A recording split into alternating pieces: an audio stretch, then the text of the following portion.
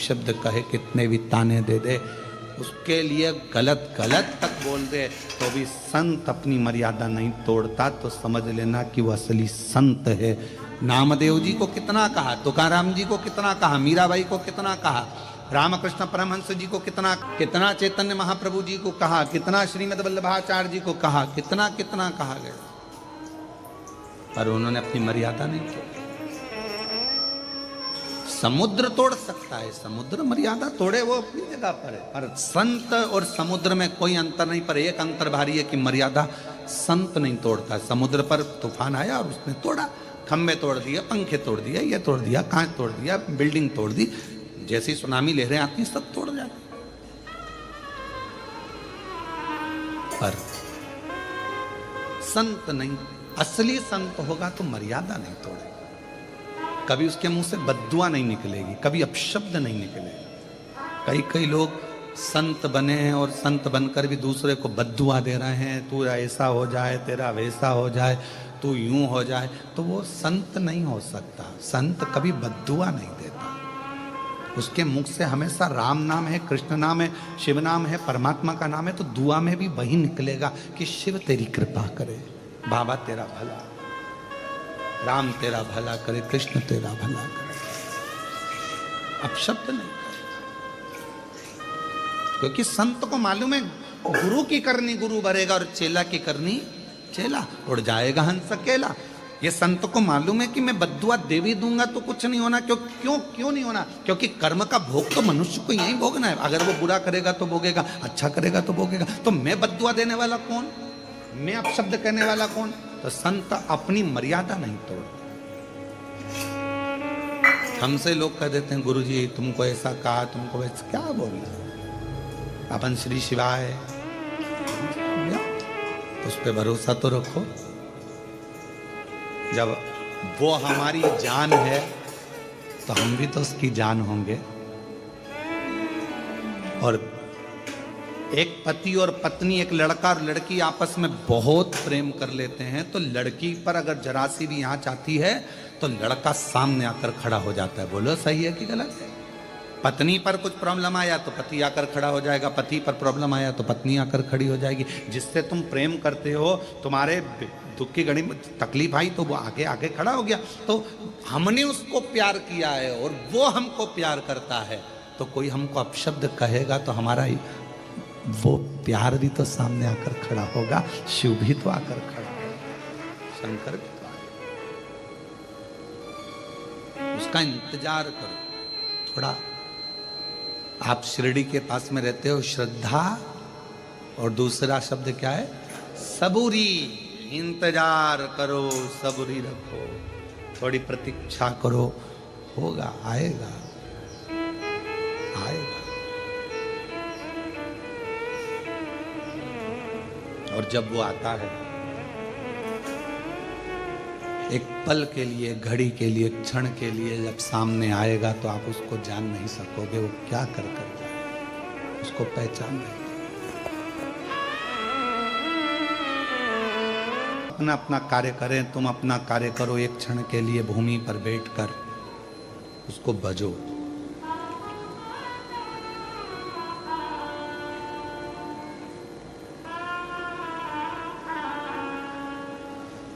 तुम्हारा पति एसपी है, तुम्हारा पति जज है, तुम्हारा पति इंजीनियर है, डॉक्टर है, कलेक्टर है, आदि आदि कुछ भी तुम्हारे पति के पास पद है। अगर कोई पूछे पत्नी से कि तुम्हारा पति कहाँ मिलेगा, तो क्या ऑफिस में होंगे? ये टाइम तो उनका ऑफिस का है। डॉक्टर है तो ये टाइम तो उनका क्लिनिक का है। इंजीनियर है तो ये टाइम उनका ऑफिस का है। हमसे कोई पूछे कि शंकर भगवान 24 घंटे कहां मिलेंगे, तो हम कहेंगे 12 ज्योतिर्लिंग और कुबरेश्वर धाम में चले जाओ, 24 घंटे में, 24 घंटे। शायद सारे मंदिरों के दरवाजे बंद हो जाते हैं, पर कुबरेश्वर धाम का दरवाजा तो रात को भी खुला। आप लोग गए होंगे कभी, रात को भी खुला है। दिन भर लोग जल मंदिर में चढ़ाते हैं, पर कुबेरेश्वर धाम पर लोग रात्रि के 3 बज रही है, 2 बज रही है, 1 बज रही है, 1:30 बज रही है, 2:30 बज रही है, 4 बज रही है, और आपसे निवेदन करेंगे कभी भी जाकर देख लेना, वो आपको एक लोटा जल चढ़ाते ही मिलेंगे।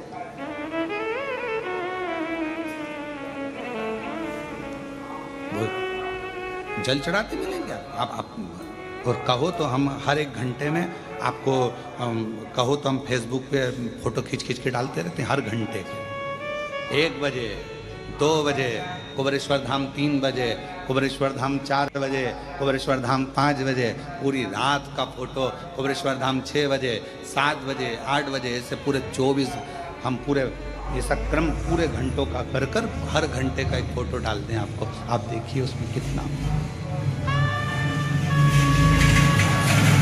तो किसी ने पूछा क्यों गुरुजी सब मंदिर के दरवाजे रात को बंद हो जाते, तुम्हारे कुबेरेश्वर धाम का दरवाजा खुला रहता है? हमने कहा ये बाप का घर है, पापा के कमरे में कोई भी आ सकता। बाप के आने में समय नहीं देखा जाता। बच्चे को तकलीफ है तो बाप को जाना पड़ता है। बेटा कमरे में तड़प रहा है तो माँ और बाप तो जाएंगे ना, तुरंत बाप तो पूछेगा क्या हुआ बेटा, और पापा को तकलीफ है, बाप को तकलीफ है तो बेटा भी तो आएगा। ये बाप का घर है कुबेरेश्वर धाम, कुबेरेश्वर बाबा की भूमि, ये पिता का घर है। बेटी को कब तकलीफ हो जाए, बच्चे को कब दुख आ जाए, कब वो पुकार ले मेरा शंकर भगवान, भाग भाग।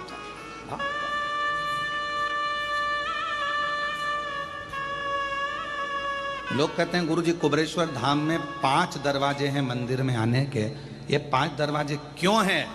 हमारे कुबेरेश्वर बाबा के धाम के 5 दरवाजे इसलिए हैं क्योंकि भगवान शंकर के 5 मुख हैं।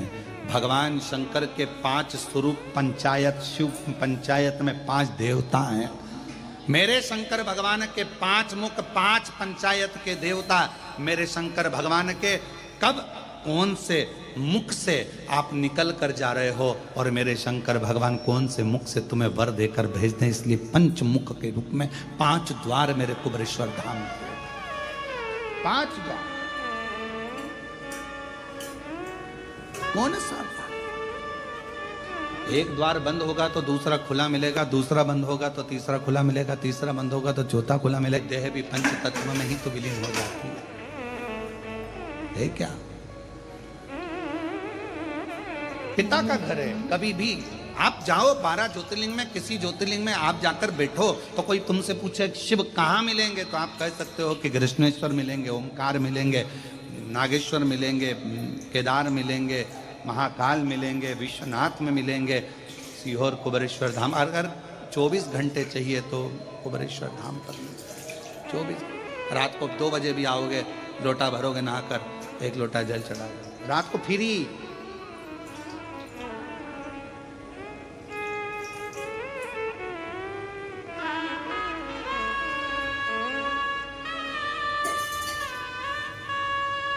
हाँ,